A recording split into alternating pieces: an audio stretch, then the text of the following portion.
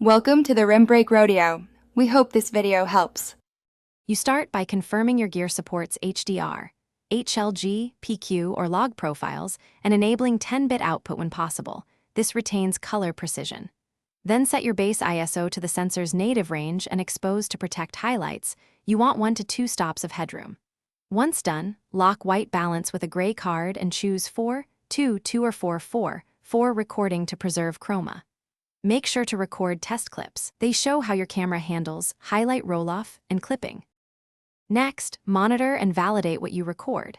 Use an HDR external monitor or waveform to confirm the appropriate electro-optical transfer function and peak luminance values.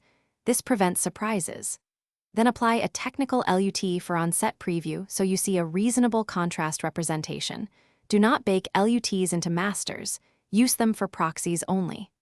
Also, make sure you capture color metadata and sync timecode. Preserving original log files lets you perform full HDR grading later with maximum latitude and fewer artifacts.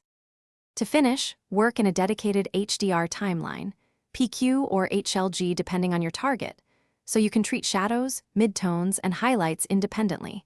This preserves specular detail. Export a 10-bit HEVC or ProRes HDR master and derive SDR via controlled tone mapping with a target display LUT so contrast and color remain natural.